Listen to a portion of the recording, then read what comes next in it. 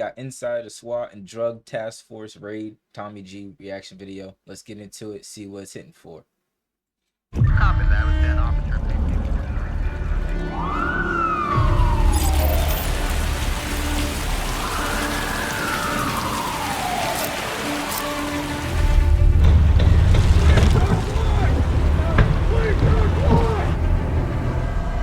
My name is Tommy G, and you might be wondering how I got here. Initially, I took a road trip to Memphis where I was going to be working with a nonprofit called We Fight Monsters to cover a story on human trafficking. But my friend at the nonprofit, Ben Owen, said, well, if you're going to be coming to Memphis, you might as well meet my friend Johnny Carter. He does undercover drug busts here. So of course I give Johnny a call, and like any true pal would, Hey, that's a fire link up though. That's a fire link up because they don't want, how do I say this? It's now becoming the a new world of news where it's like people that want to actually get their message out but not have it be twisted and turned into something different than what it is or what they didn't say are able to put it out in a way that they can have their community support it and also the community see how much it is how much it is actually going in their city in their area or their state, where it's like before they knew how much it was going down, but now they see how much it is like between like how far it could be like in one city and it moved to the country or moved to the suburbs and stuff like that. So it I mean, that's fire that people are able to put him in contact to other people to voice that. Yeah, I don't know. but he invited me to a raid. You see, Johnny happens to be the director for West Tennessee Drug Task Force, so he has the I be yapping, Chad. I just be yapping. pull to actually invite me to a raid where we'd also be meeting up with members of Memphis SWAT and other law enforcement agencies. Seeing as I've spent much of my career on YouTube covering the criminal side of the coin, I thought this would be an interesting opportunity to interview law enforcement and hear their story. And growing up as a bit of a pothead and rebel in high school, I've always had a little suspicion about police and authority, partly because I had trouble accepting that someone with a badge had the power to send me to jail for reefer, and partly because I was probably paranoid in my smoke-filled car. But as I've gotten older and lived in more sketchy neighborhoods, I've come to realize that good and accountable law enforcement is essential to a safe community. So in this episode, we get to witness a raid. I get to ask law enforcement. That's the best thing. Good and accountable. Because that if they're not a good person and willing to hold themselves accountable for their actions, whether it's, you know what I mean, excessive use of police force or doing something they shouldn't have been doing during a raid or during a traffic stop or anything, like good cops that are willing to do, you know what I mean, real police work, be there for the community, like those types of cops are what's needed to grow the city or grow the area that is, you know what I mean, hit by drug or gang violence. Enforcement all the sorts of questions you might also want to ask, and towards the end, good old Johnny has to draw his gun, but more on that later. This, folks, is inside an undercover drug bust. Let's get into it.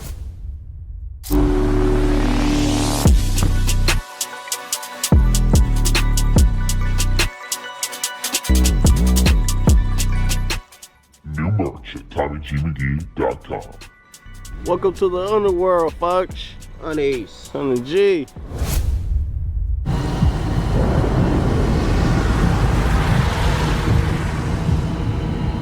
The cops watching this back are like, yo, come on, man, really?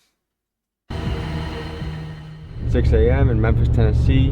We're going to be taking an inside look into the world of drugs at an angle that we've never seen it before. Usually on the channel, we're the ones interviewing the guy that's selling it, buying it, and this time we're going to be interviewing the side that's raiding it. So I think we're going to learn a lot. It's raining a bit here in Memphis, so I asked Johnny, are we still going in? Johnny said we're like the post office. It's rain or shine, they're going to visit you. So, what's up, brother? Hey, what's going on, man? Good to meet you. How are you? You guys get nervous for stuff like this? If that vehicle shows up to your house, you know you're Oh yeah, you know, there's no question. And how many overall men you think will make this breach? So it'll be one SWAT team that'll make a breach. Then once the SWAT team secures the house, everybody's in cuffs, they've checked it, they'll do a secondary check. Then the search will start. Do you get nervous before stuff like this? Doing it for 26 years, I still get nervous every day. And do we know what we were hitting this guy for? Fentanyl. How much we talking? Ounces. How much can I make off an ounce of fentanyl? It's about $20 a button. A button's about 1/10 of a gram. About $5,600. It's a never-ending battle. It's a game of whack-a-mole. You knock one down and two. Fentanyl, bro. Fentanyl. More pop up. What was the timeline of when you feel like fentanyl really entered Memphis? As soon as the states and the government cracked down on prescription opioids, you had Big Pharma. They introduced the opioid pain meds, they introduced the pain scale, and they made pain a right in the hospital, and doctors were giving it like it's the best thing since sliced bread. And then you had addicts that got addicted to it. It's crazy hearing law enforcement acknowledge that Big Pharma is the root of a lot of the drug addiction issues in America, yet when you look at things, not one executive has ever served prison time, and all these small dealers are getting busted. It speaks to a growing frustration with Americans that the white-collar criminals can get away with anything and get rich, and the little guys get 10, 15, 20 plus years. And then everybody cracked down on it. They did away with it. They're not prescribing it as openly as they used to. And, cartels, they pay attention to what's going on and they adjust. They're a business. They're all about money. It all leads somewhere, Chad. It all leads somewhere. It all leads somewhere. But if I like Tommy G said, it's surprising, but it's glad to hear that someone who works with drugs and works with it is not going out and trying to be like, oh, the cartel and this, that, and the third, and they're getting it from these countries. He's saying, yo, the real start of it was when Big Pharma was getting on everybody, telling everybody to take pills and pushing it to the hospitals and all this extra stuff. And then that's what really started to build up, because you got to think about it. You know what I mean? When you can't find that particular drug, you'll find something close to it. That's what happens to all addicts. They can't find one something, or they'll chase a particular high. So, and then they'll try to find that high again, whether it's a new drug or it's the same drug.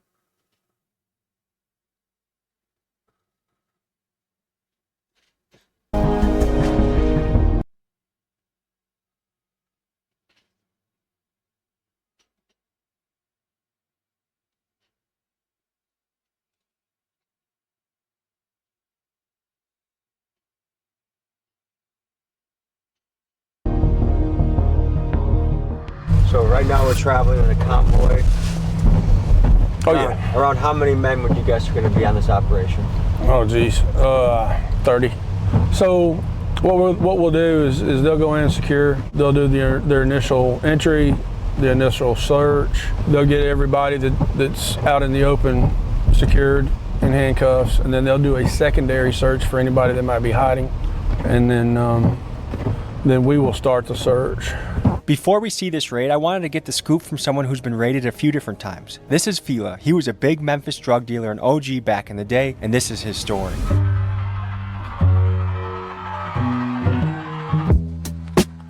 I had this trap house over on Macklemore, and every night it was a f***ing party there, 7 days a week. It was coke, it was crack, it was seed, man, plenty of money, everything. I loved it. So one night I was inside my bedroom, and I know the music up front be loud and everybody be partying, but I was f***ing tired. I just had to get some rest. And I woke up in the middle of the night and it was f***ing quiet, and I'm like, so I get up and I walk out. My front door, the raw end door was wide open. Next thing I know, when I turn my back, bam, the cops. So they take me to the door, and I look out on the porch, and everybody that was in my house was handcuffed and laying face down on the ground.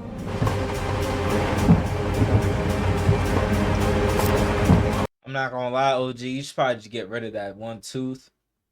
That one tooth right there, just get rid of it. Ain't doing no like no help, bro. Like you ain't getting no resources from it. Just get rid of that one tooth, man. Get dentures. So there's a trap house right next to a sheriff's deputy? So that's probably why they're not selling as much out of that house and going to other places. Okay, so they're at the front door, they're preparing to go. Wait, there's a trap house next to a what?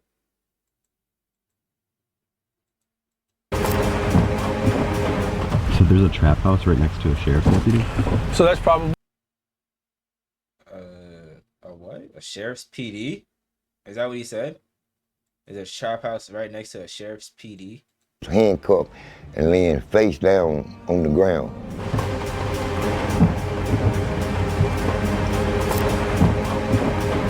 So there's a trap house right next to a sheriff's deputy?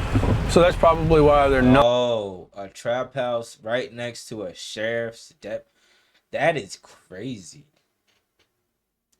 So right next door to your trap house is a deputy to the sheriff's department. Yeah, bro, you messed up on your own. You messed up on your own. Not selling as much out of that house and going to other places. Okay, so they're at the front door, they're preparing to go. Holy. So they're not doing a no-knock raid, I take it. No, those are illegal now. Probably for good reason, right? Oh yeah. They're breaching the door. They're kicking the door.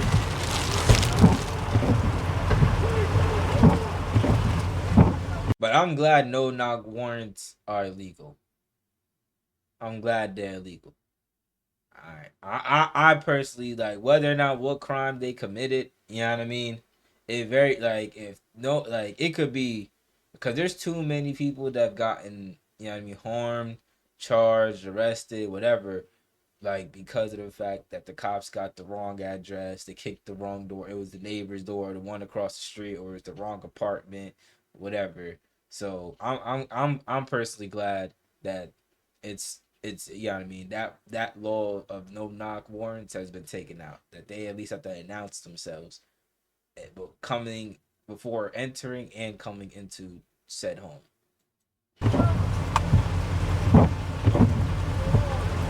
So he's not complying, or is he coming out?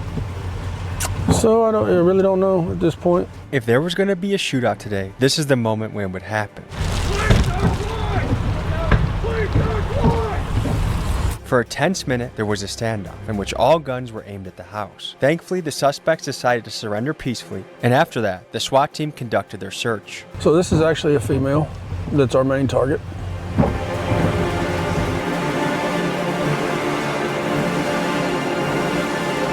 Damn, can you imagine raining out, you woken up at 6:20 a.m. in your underwear and you're taken to jail, and that, how many years is a guy like this facing most likely? Like, So it depends on the amount and their criminal history. Sale of fentanyl is a Class B felony. They should get the maximum amount of time that it carries. Fentanyl is like playing Russian roulette. You don't know if you gonna hit this shit and you gonna die or not.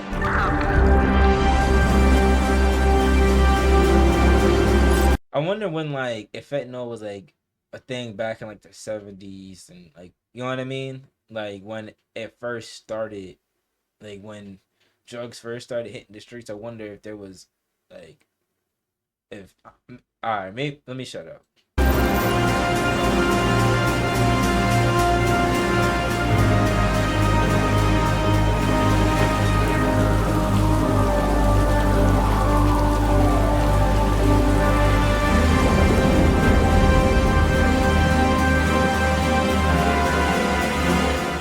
6:30 a.m., the raid was completed without a hitch. Now the rest of the house is being searched. These people were wanted for selling fentanyl.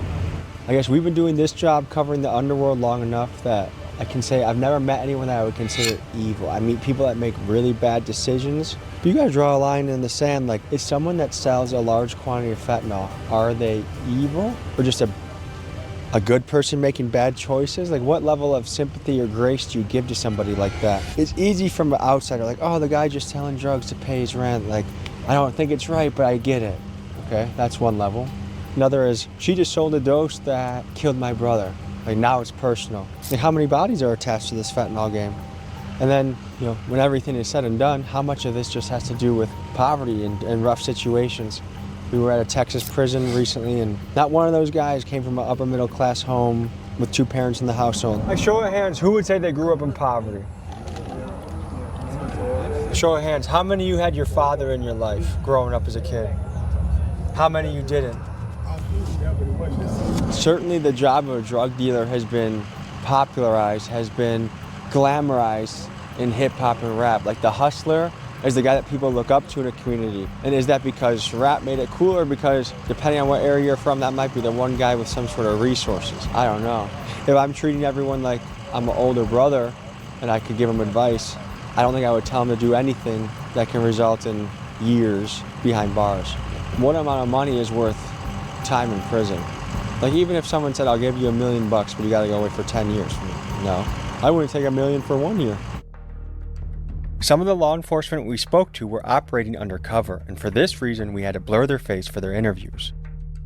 For the average guy in the streets out there, can you remind them how much of a bad idea having a switch on you is? Turns it into an automatic pistol, which is an ATF violation, which is a federal crime.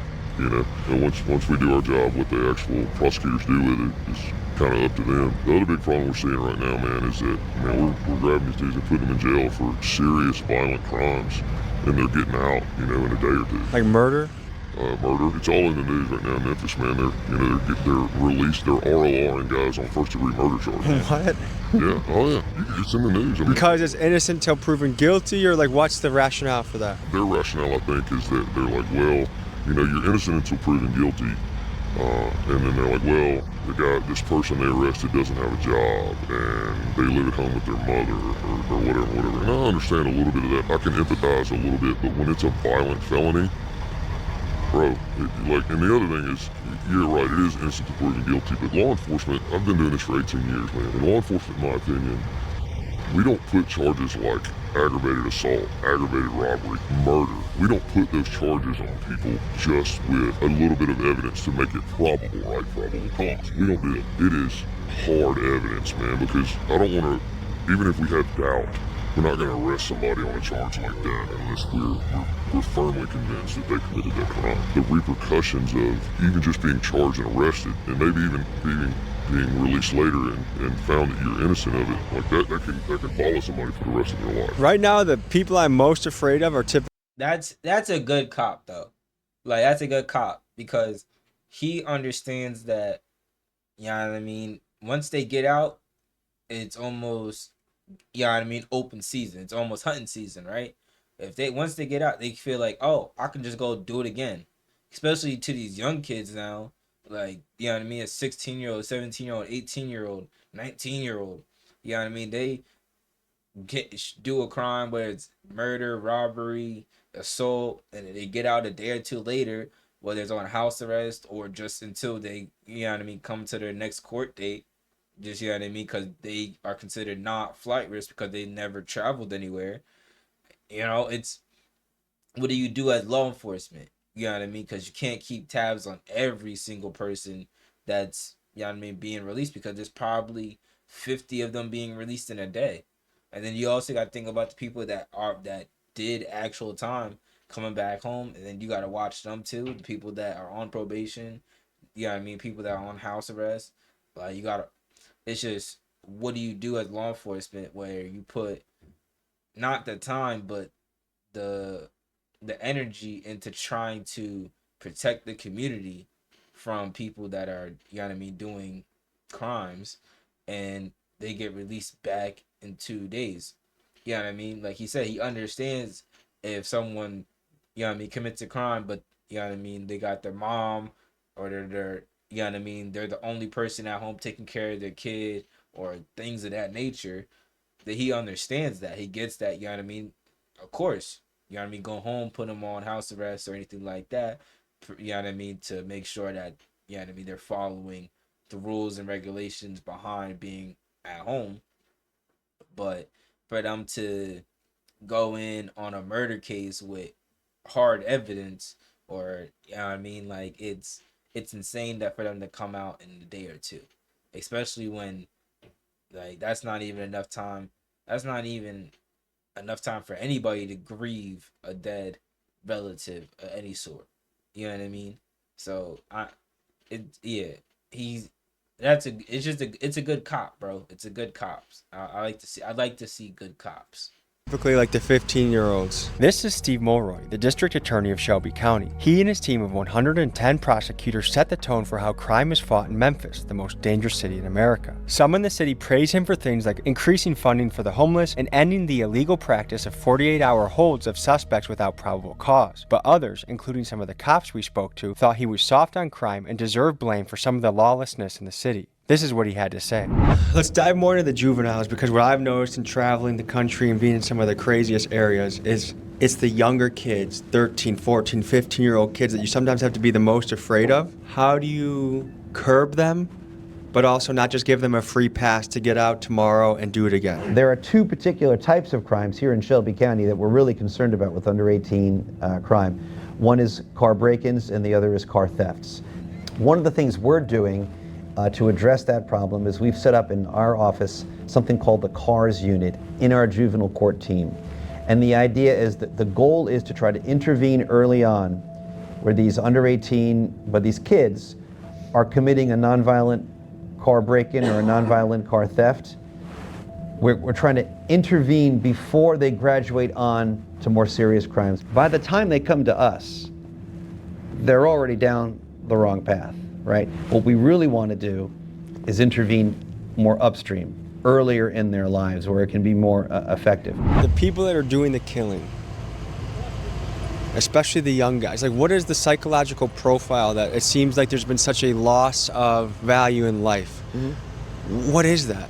I don't think a lot of these killings are done with any real thought put into it, right? I think it's an emotional response at a moment's notice. So impulse control issues? Very much impulse control. I mean, that's why you're seeing most of these young people that, you know, in their teens that are committing a lot of these crimes. It's impulse control. For whatever reason, I don't think they understand the ramifications and the depth of what they're doing. Do you think the killer celebrated? Yeah, oh yeah. Man, so-and-so got 2 bodies. He got 3 bodies.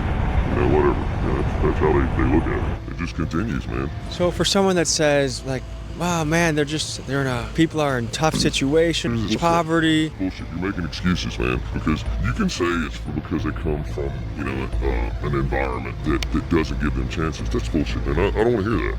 It's still the United States of America, man. If you make the decision to make your life better, you can make your life better. What's going through your head right now? I'm just glad everybody's safe.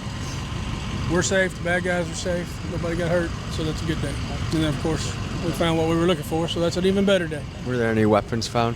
No weapons, surprisingly.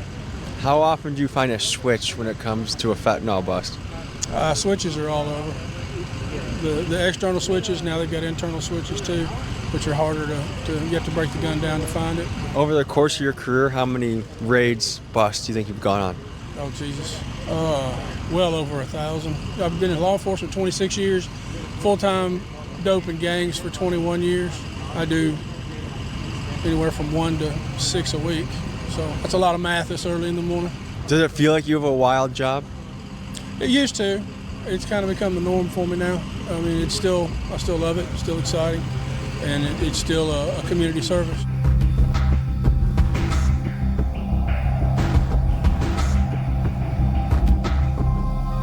How rough is this immediate area that we're in right now? If it wasn't raining, we'd have done heard 10 gunshots. So rain almost helped the operation? Rain helped keep us safe, absolutely. There wasn't any lookouts, there wasn't anybody out. So we're gonna go ahead and process the evidence, count the money, do some field tests on the narcotics that we seized, and start the process that nobody wants, and that's the paperwork. All right, guys, we'll see you at headquarters. I just like to say this is really fire. Like, this is tough.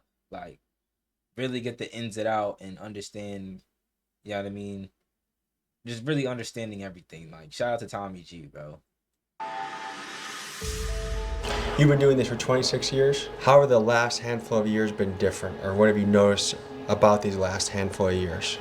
So, back when interdiction first became a thing, back in the, I'd say the 90s, it was pretty much trunk loads. You know, they throw it in the trunk and they take it wherever. So when you stop that car and you pop that trunk, or you look in that bag in the back seat, it was full of drugs. You know, nowadays cartels have evolved. They hire people specifically to try to find ways to hide the drugs. Now, do Memphis gangs come in contact with the cartels? Sure, yeah, absolutely. Do you think the Vice Lords, the Crips, the GDs, that they are doing in some way business with cartels? Sure, absolutely. Everybody is, if you think about it. I mean, even the end user is indirectly doing business with the cartel. How has the game changed in the last couple of years? Oh, it's constantly evolving. I mean, every day you wake up, it's something new. It's a different way of hiding, it's a different way of selling, it's a different terminology, it's a different drug. As we were sitting in Johnny's office, the interrogation of the suspects was happening in the room next door, so I peeked around the corner to see if I could hear how it was going. I tried to imagine how the suspects were feeling, knowing that if found guilty, they faced years of their life in prison behind bars. Is there any misconception about your line of work that you'd like to educate the public on? There's a difference in opinion, which is what makes America America. Everybody has their own opinions. Some people think, oh, the war on drugs, we're never going to win, and we should leave these people alone, let them do what they do, and they're not bothering anybody but themselves. Some people think they ought to be locked up and the key thrown away for the rest of their life. Personally, I'm somewhere in the middle there. I think if we can help somebody and we can rehabilitate them. There are some people out there that probably need to be locked up and the key thrown away. And that's those evil people that I've stared in the face over the years. How long can these interrogations go for? Oh, I've had them go 30 seconds to 4 hours. When people are in the interrogation room, what percentage of 30 seconds. So that means as soon as bro walked into the room, he said, I am ready to snitch. He said either I'm ready to snitch or he said I'm not telling. There's only two options. Either he walked into the room and bro said, yo, I'm ready to snitch, or bro said I'm not telling. Those are the only two things that could have happened. talk and get... I put my money on bro said I'm gonna snitch. up information. So the majority will talk and will give up some amount of information, and that doesn't mean that they cooperate. This year alone, we've seized over a ton of narcotics since January 1. What percentage of that? Hold on.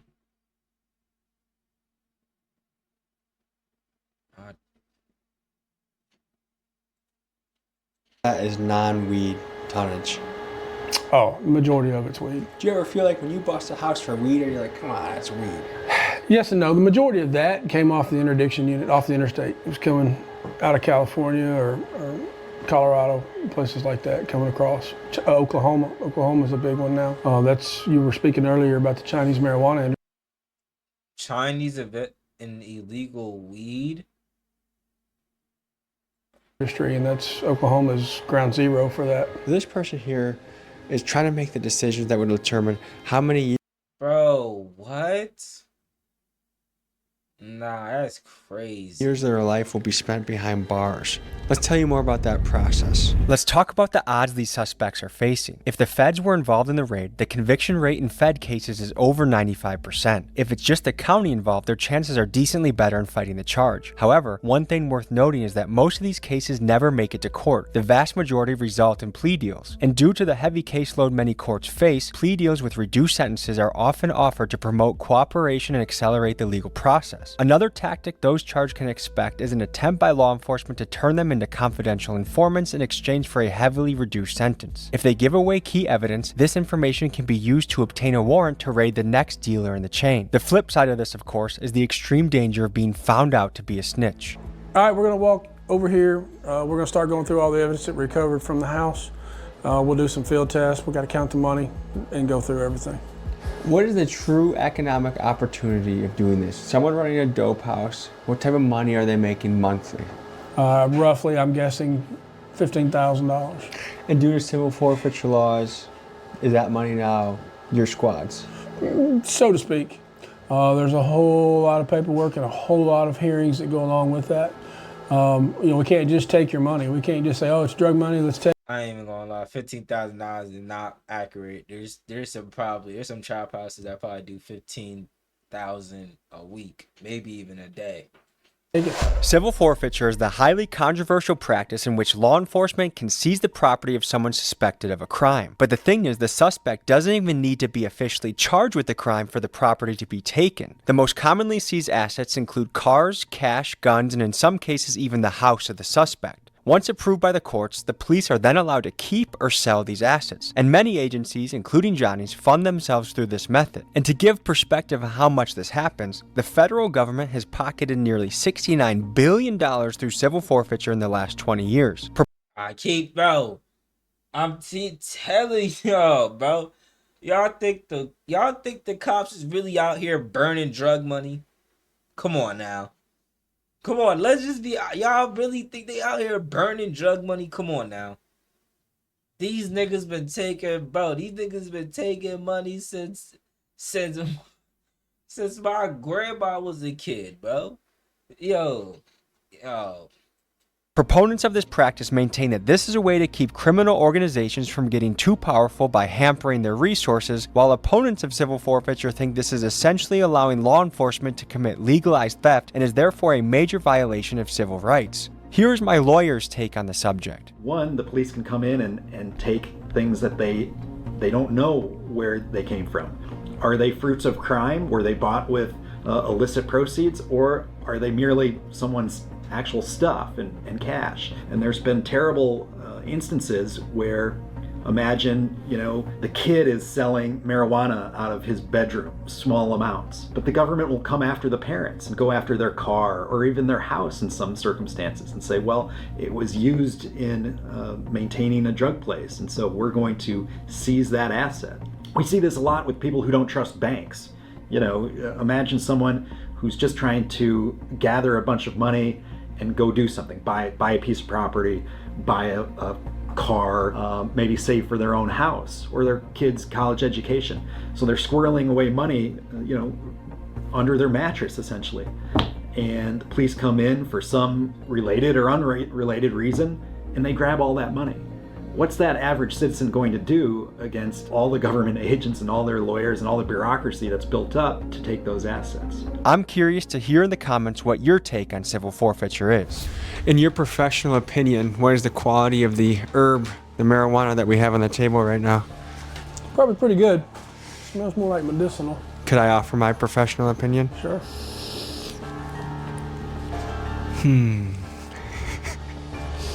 Did you ask them what the strain of this might be? Yeah. They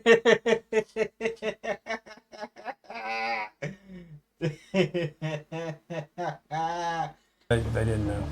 Is not any of that purple Urkel? No. Would a raid have been organized just for this amount of weed? No.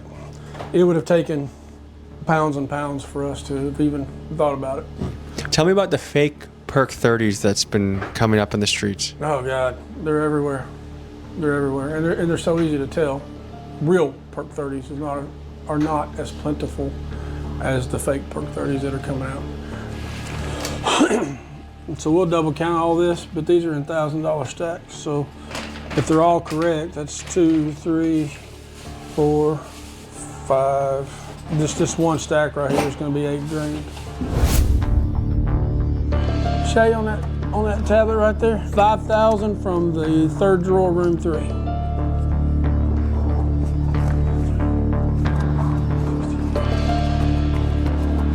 So there's another 1,300 from the bedroom drawer. Red tote in the closet, $8 grand. $1,000 bundles, 8 $1,000 bundles. What's your guess over there, guys? 18,000. I'm gonna go with 16.7. 18,121. I wanted a taste of what undercover work was like, so Johnny took us to an area with sketchy motels that was known for being a crime hotspot. Driving around in Johnny's car that looked like the Fedmobile, we would soon find out that the locals were not happy to see us. So when you're navigating the hotspot, what are you thinking? What's going through your head? Well, I mean, you're looking for what's out of the ordinary. So you have this crew walking over here.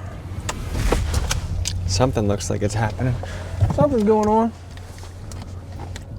So she leaned in the window. She disappeared. Either he could have sold to her and she's going up to use, or he's buying and she went up to get the product. Is this a circumstance where the ant leads to the queen? Yeah, I mean, you take it as far as you can. Our goal is to move up. So we get the user with, you know, 1/10 of a gram or 1/4 gram or 1/2 gram. We flip them to their dealer. We get them, we flip them to their supplier, to their mid-level supplier. So it's a game of dominoes in a way. It is. See, that's occupied. There's a guy. That's crazy. So they'll come and grab. Oh, that's crazy. They'll come and they won't even grab you for. They'll grab you for the littlest thing, just for a gram. Imagine having like a gram of, you know what I mean, flour in your pocket, and all of a sudden you just get grabbed. Now you being threatened either jail time or to be used. That's crazy. In the driver's seat, backed in right there. He's not going into the hotel. He's been approached at least by one street person. She could have bought from him a while ago. Went maybe put it up in a room for later, who knows. Have you had any close calls doing undercover work? Yeah, I've had a few. Went through a neighborhood. Lady was walking through the hood and waved me down, so I stopped. And she tried to sell me some crack. 2 different ways. 2 different kinds Both of crack. types I of guess crack, you could huh? say. Yeah. Damn, you must have looked like a good customer. And that turned into me trying to arrest her. That turned into her fighting, and then that turned into her pimp coming out and fighting with her against me. So I was 2-on-1 for about 6 or 7 minutes. This was the days before tasers. Uh-oh, the guy that was... Yeah, I'm watching him. And the guy behind us was the dealer, right? Potentially. Potentially. That's cool. He's filming the car. But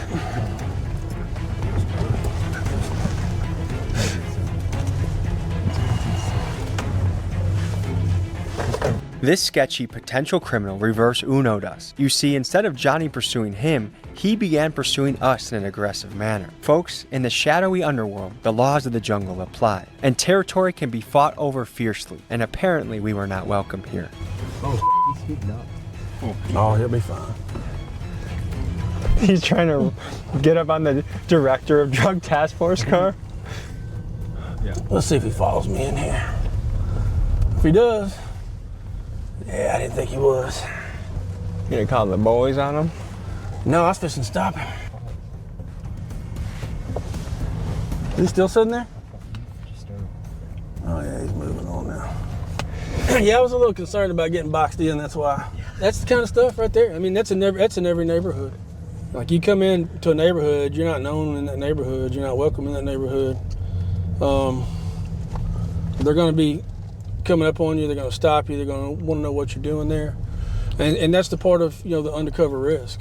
Man, this is a job that puts hair on your chest, huh? Yeah. Yeah, I tried doing it for 23 years.